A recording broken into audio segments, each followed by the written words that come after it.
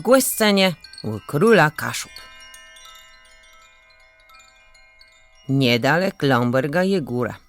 Wterny przebiwu król Kaszepści. W dywnych czasach łegromnu dzyra prowadzała do jej wnętrza. Pewnego dnia spłyscyło się w nowe tchłani dwóch dzyrścich młodych chłopów. Wternych cale widzec, co tyś tam jebene. Narys łani są nalezle w zaczarowunym łegroce, gdzie dookoła było pełno łeniących róż i kwiatów. Na wystrzutku rosło wielkie drzewią. Udzinający są od białego kwiatu, wydających mu miłą łenią, jakby łet jacigłe, sraścigłe drzewa.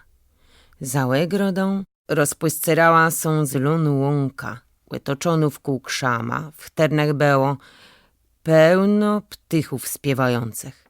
Za tą łąką wznosił się młyźny zumk, a jego wieża i dach szczerim złotą są iszczełe. Terły badwaj łyzdrzele na swojej drodze snużigła anioła. Wziął ich za ręce i poprowadził do zumku. Jego łekna była łedemkły, a łeniciele cedną grą na harfach, za serca chwytającą. W tym złoty chmury zakrywają młodry niebłe. Z rogu zrywu se burzu i pady ściero złoty gryt. Łeni zarych cele zbierać te skarby, ale chłopią rzekło: dej ta płyku, to je królewści. Płebiegły niebłe sowe pogłedzeło. Jeż łeni nie doszli do zumku, a już słońce peśno zaswicało. Na jasnych blunach góry setmi cednych tańczn na znak, że burzu przeminała. I tak dwaj dostale są do zumku.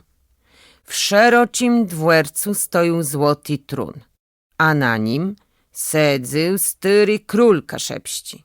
Długłe jego broda jak snik była biły, a na głowie łyska kłerona brylantowy. Król rzekł ima: je witaja waj serdeczno. Tej łen sam głąbek zamyslił i w końcu rzekł: biej ta nazyt i zwiastuj ta wszedciem ledzu mojej zemie, że styry ich król sle ima pozdrowieni. Je łenich pamiętaja. Przed wroga ma przemyżny ma Jezus skrył do wnętrza zemie, ale nadchydy czas, że je wrócą. Wojsko moje ty chwile so już dożdać z nim, że biejta i bądź ta dobry mesle.